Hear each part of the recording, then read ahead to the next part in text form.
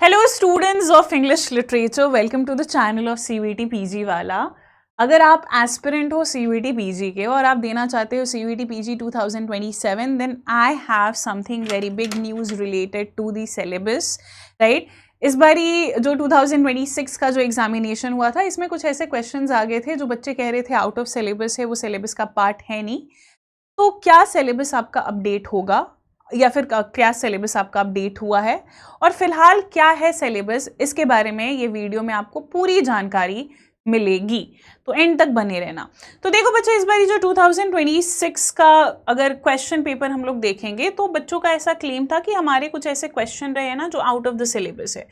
And वो special question जो है वो बच्चे बोल रहे थे, जैसे एक क्वेश्चन आपका जो है वो महात्मा गांधी के ओपिनियन से रिलेटेड आपका ग्राम राज से आ गया था, राइट। सो गांधी जी से रिलेटेड आपका जो है वो महात्मा गांधी जी से रिलेटेड जो है वो क्वेश्चन आपके निकल के आ गए थे। उसके अलावा आपका कल्चरल स्टडीज से भी जो है वो क्वेश्चन जो है वो निकल के आ गया था। तो ये दो ऐसे क्वेश्चन थे और साथ ही साथ इस बारी फुको से जो क्वेश्चन था वो आपका जेंडर स्टडीज से रिलेटेड क्वेश्चन आ गया था, जबकि थियोरी में कहीं पे भी जेंडर स्टडीज जो है वो मेंशन नहीं किया गया है, कहीं पे भी जो है वो सिलेबस में कल्चरल स्टडीज या फिर उसके अलावा कुछ और जो है वो स्पेसिफिक चीज़ों को मेंशन नहीं किया गया था जो कि सिलेबस में आ गए थे। तो क्या ये आपका सिलेबस का पार्ट था या फिर नहीं था? अगर आप मेरे से पूछोगे तो इसमें से कुछ ऐसी चीज़ें थी जो कि आपके सिलेबस में डायरेक्टली मेंशन नहीं की गई है, उसको ईटीसी में ऐड कर दिया गया और वो बच्चों पे पूरी तरीके से छोड़ दिया है। जो एनडीए की तरफ से ये सारी चीज़ें गलत है, क्योंकि बच्चे अभी बीए करके, बीएससी करके या फिर जो भी ग्रेजुएशन करके बच्चे जो है वो मास्टर्स में लेना चाहते हैं, तो उनको कम से कम एक क्लैरिफिकेशन चाहिए आपके नए सिलेबस से रिलेटेड कि क्या क्या एक स्पेसिफिक टॉपिक है, क्योंकि कल्चरल स्टडीज जैसा ऐसे टॉपिक होते हैं ना जो कि काफ़ी ज़्यादा वास्ट होते हैं। तो अगर बच्चा कल्चरल स्टडीज करेगा, क्योंकि उससे क्वेश्चन आपका एक आ चुका है, तो बच्चा अगर कल्चरल स्टडीज करेगा तो ऑब्वियस ही बात है कि फिर बच्चे को क्या करना पड़ेगा, बच्चे को उस पर टाइम देना पड़ेगा। एक बड़ा सा टॉपिक है तो उसके लिए एक अलग से सिलेबस जो है वो उठाना ही पड़ेगा, राइट। सिलेबस में कम से कम कल्चरल स्टडीज को स्पेसिफाई करना एंड जेंडर स्टडीज को स्पेसिफाई करना बहुत इंपॉर्टेंट है। आप महात्मा गांधी के बेसिस पे बात करिएगा तो ये आपके नॉन फिक्शन राइटर में आ जाते हैं। ये बोलना कि महात्मा गांधी जो है वो आपके उनसे रिलेटेड क्वेश्चन आ गया था तो ये आउट ऑफ सिलेबस है, गलत बात है। ये आउट ऑफ सिलेबस नहीं है, आप उन्हें नॉन फिक्शन राइटिंग में, लाइफ राइटिंग में भी आप उन्हें जो है वो पढ़ते हो।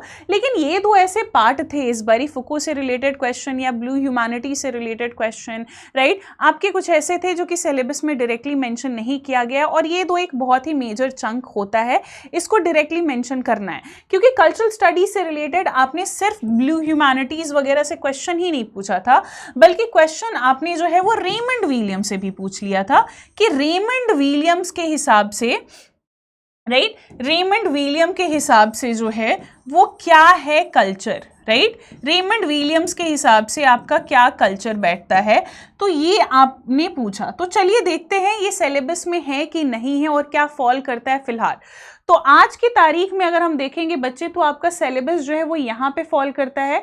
और क्योंकि आप इंग्लिश लिटरेचर के बच्चे, तो इंग्लिश है आपका, तो वो लैंग्वेज में जाएगा, लैंग्वेज आपका कैटेगरी बनेगा और यहीं पे ही आपका सब्जेक्ट कोड LAQ-P01 इंग्लिश आ जाता है। आप इसको क्लिक करोगे, क्लिक करते ही आपका सिलेबस डाउनलोड हो जाएगा फोन पे या फिर लैपटॉप पे है तो एक अलग से खुल जाएगा सिलेबस। सिलेबस देखोगे बच्चे तो 3 पेज का है, जिसमें से पहला पेज तो बस यूं ही है, यानी 2 से 1.5 पेज में आपके पूरे सिलेबस को यहाँ पे कंप्लीट कर दिया गया है। जहां पे अगर आप देखोगे तो आपके 75 क्वेश्चन आते हैं, सारे ही क्वेश्चन आपके सब्जेक्ट स्पेसिफिक होते हैं। आपका ना लैंग्वेज से रिलेशन है, ना ही आपसे रीजनिंग पूछा जाएगा, मैथ जीके कुछ नहीं पूछा जाता है, पूरा लिटरेचर आपका होता है। तो पहला अगर आप देखते हो यहाँ पे, तो यहाँ पे बोला गया history of English and Indian literature. तो इंग्लिश एंड इंडियन लिटरेचर के बेसिस पे अगर आप चीज़ें यहाँ पे देखते हो तो इंडियन एंड इंग्लिश लिटरेचर में आपका पूरी तरीके से पहले तो सबसे पहले ब्रिटिश इंग्लिश में खत्म होगा। और ब्रिटिश को आपने करना कहाँ से, आपने ओल्ड से लेके पोस्ट मॉडर्न तक जो है वो ब्रिटिश को उठाना है, क्योंकि ब्रिटिश आपका जो है वो एज रिलेटेड पूरी तरीके से बटा हुआ है। हिस्ट्री ऑफ इंग्लिश पढ़ोगे तो आपको इसमें अमेरिकन लिटरेचर भी पढ़ना पड़ेगा, क्योंकि उससे रिलेटेड स्लेव राइटिंग हो या फिर आपके पोएट्स है, राइट, वो भी आ जाते हैं। जब आप बात करते हो बच्चे इंडियन लिटरेचर की, तो मेक श्योर दैट कि Indian literature is something that itself is very vast in nature. इसमें सिर्फ आपका इंडियन राइटिंग इन इंग्लिश जो है वो नहीं आता। अब ये क्या होता है इंडियन राइटिंग इन इंग्लिश और इंडियन लिटरेचर?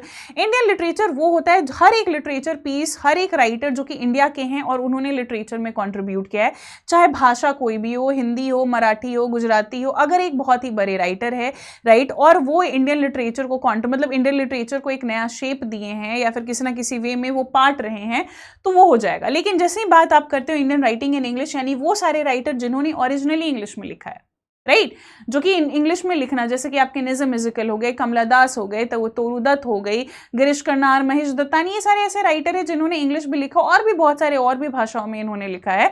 जैसे कमला दास है तो वो आपके मलयालम में भी लिख रही है, निज़म इज़िकल आपके मराठी में भी लिख रहे हैं, बट मेन उनके बहुत सारे ऐसे वर्क है जो कि ओरिजिनली इंग्लिश में लिखा गया है।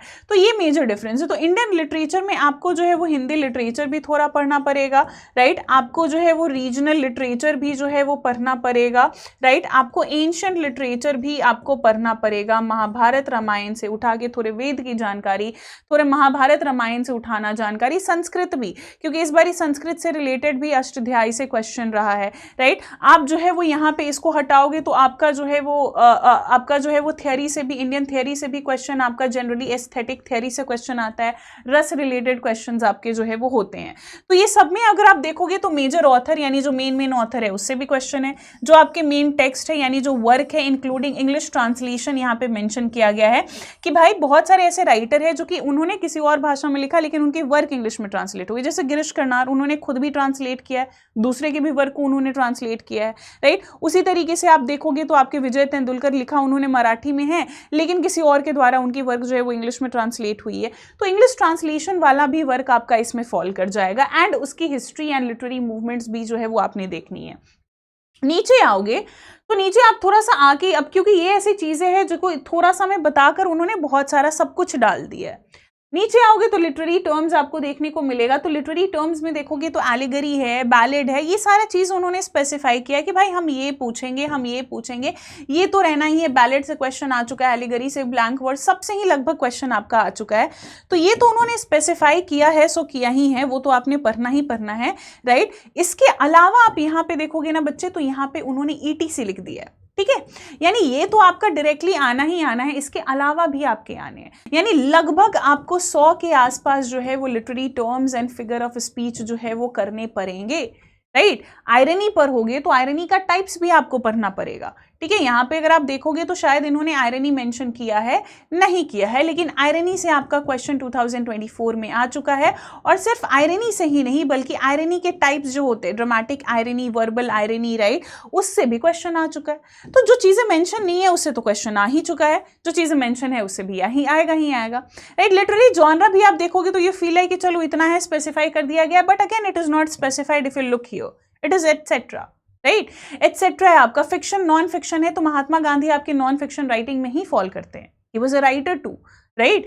फिर आपका जो है वो लाइफ राइटिंग में जैसे ऑटोबायोग्राफी हो गया, बायोग्राफी हो गया, मेमोआर हो गया, डायरी हो गया, जर्नल्स हो गए, ये सारे आपके लाइफ राइटिंग में यानी किसी के लाइफ से रिलेटेड। डायरी यहाँ पे स्पेसिफाई की गई है। ड्रामा है, ड्रामा में भी डिफरेंट टाइप्स ऑफ ड्रामा, जो ड्रामा आपके एंशिएंट ग्रीक, रोमन से लेके आपके renaissance drama and then coming to your modern and post modern drama. ऐसे, novel, poetry, prose, short story, epic, travelogue, right, travelogue यानी कि ट्रैवल वाली राइटिंग, एंड साइंस फिक्शन से तो लगभग हर साल सवाल रहता ही रहता है।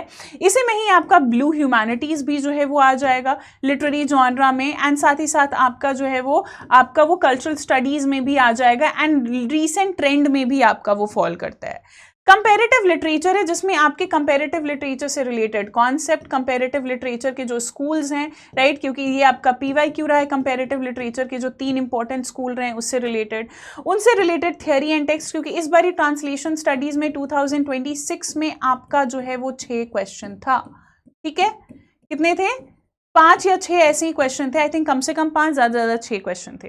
तो ट्रांसलेशन स्टडीज में 2026 से इकलौते 6 क्वेश्चन आना, 6 × 4 करो आप, कितने मार्क्स आपके जाएंगे, राइट। आपके अच्छे खासे मार्क्स जो है वो आपके चले जाते हैं उधर, राइट। 24 मार्क्स आपके जो है वो उधर चले जाते हैं। तो आप देखिए कि भाई कोई एक ऐसा पार्ट है जिससे 6 क्वेश्चंस आपके निकल के आ रहे हैं। कंपैरेटिव है, कंपैरेटिव से तो 2 से 3 क्वेश्चन आपके निकल के आते हैं। लिटरेरी क्रिटिसिज्म एंड थ्योरी देखोगे बच्चे, तो अब ये है आपका जिसमें तो स्पेसिफाई कर दिया गया कि क्लासिकल एंड मॉडर्न क्रिटिसिज्म हम देखेंगे। क्लासिकल से मॉडर्न तक जाएगा आपका, एंड नहीं होना चाहिए, फ्रॉम टू होना चाहिए। मार्क्सिज्म है, structuralism, post structuralism, feminism, eco criticism, post colonialism. Good, आपने ये चीजों को मेंशन किया है। आपने साइको एनालिसिस को मेंशन नहीं किया है। साइको एनालिसिस जो थ्योरी होती है उसको आपने मेंशन नहीं किया है, लेकिन आपने अनकैनी, सिगमंड फ्राइड के अनकैनी से आपने जो है वो क्वेश्चन 2024 में दिया है। पेरिप्लेक्सिस क्या होता है आपने वो पूछा है, विच इज फ्रॉडियन स्लिप, राइट, वो पूछा है। क्या आपने इस चीज को यहाँ पे, तो ईटीसी भी नहीं है, तो क्या एनटीए को ये सिलेबस स्पेसिफाई करना चाहिए अब कि नहीं करना चाहिए? बिल्कुल करना चाहिए, राइट। इसी में ही आप जेंडर स्टडीज को भी डालिए, क्योंकि क्वेश्चन आपका जेंडर स्टडीज से भी निकल के आता है। तो फिर जेंडर स्टडीज क्वेश्चन में क्यों नहीं है, सिलेबस में क्यों नहीं इसे स्पेसिफाई किया गया है? थोड़ा सा नीचे आओगे तो यहाँ पे लिखा गया है literary awareness of current literary trends, events and awards, and then यहीं पे एटसेट्रा है। इसी में ही आपका जो है वो कल्चरल स्टडीज भी फॉल करता है, ठीक है। इसी में ही आपका जो है वो कल्चरल स्टडीज फॉल करता है, जिससे इस बारी क्वेश्चन आपके 2 बने थे कल्चरल स्टडीज से। ब्लू ह्यूमैनिटीज करके था आपका इको ह्यूमैनिटीज था, राइट। ऐसे तो इको क्रिटिसिज्म यहाँ पे है, बट फिर भी ये आपका रिसेंट ट्रेंड्स में भी आ जाता है। रेमन विलियम से आपके जो है वो क्वेश्चन निकल के आए थे ना। एक चीज है यहाँ पे जो कि अगेन ये मेंशन तो नहीं किया गया है, बट आपको बिल्कुल ध्यान में रखना है दैट कि जब ये यहाँ पे बात कर रहे हैं हिस्ट्री ऑफ इंग्लिश लिटरेचर की, राइट, तो याद रखिएगा बच्चे कि ये हिस्ट्री ऑफ इंग्लिश लिटरेचर सिर्फ आपका जो है वो ब्रिटिश रिलेटेड, अमेरिकन रिलेटेड ही नहीं, बल्कि वर्ल्ड लिटरेचर भी आपका इसमें फॉल कर जाता है, राइट। जैसे करीबियन हो गया, ऑस्ट्रेलियन हो गया, राइट, आपका जो है अमेरिकन हो गया, अफ्रीकन हो गया, क्योंकि ये सबसे हर साल क्वेश्चन, चिनुआ अचबे से क्वेश्चन, चिमामांडा नगुची अदिची से क्वेश्चन, जिम्बाब्वियन राइटर हो गए, आपके करेबियन राइटर्स हो गए, आपके रशियन है, इटालियन है, राइट, रशियन है, इटालियन है, रोमन है, राइट, रोमन है, ग्रीक है आपके, राइट, ग्रीक है आपके साउथ एशियन राइटर है, आपके रशियन मैंने लिख ही दिया है, राइट।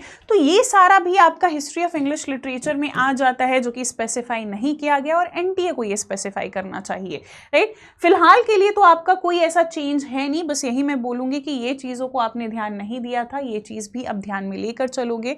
ये सिलेबस जो है वो काफ़ी ज़्यादा आपका ऊपर दिया गया है, बहुत ही ऊपर है, लेयर्स में बहुत सारी चीज़ें छुपी है, जो कि मैंने आपको बताया है यहाँ पे, और इसी बेसिस पे ही आपका जो है वो 2 से 3 टॉपिक ऐड ऑन हुआ है इस बारी के एग्जामिनेशन में, जो कि इन्होंने ईटीसी में मेंशन कर दिया, बच्चों पे छोड़ दिया था, क्योंकि वो ये भी नहीं बोल सकते ना कि भाई देखो हमने तो दिया ही था, तुमने किया नहीं, that is not my fault, right. So ये हो गया आपका recent update related to your English literature syllabus. बाकी कोई भी आपका सवाल हो मन में तो आप मुझसे जो है वो पूछ सकते हो मेरे Telegram channel, that is group, that is English literature PWCUET PG, ये ग्रुप का नाम है। आप इसमें मेरे साथ जुड़े रह सकते हो। धन्यवाद।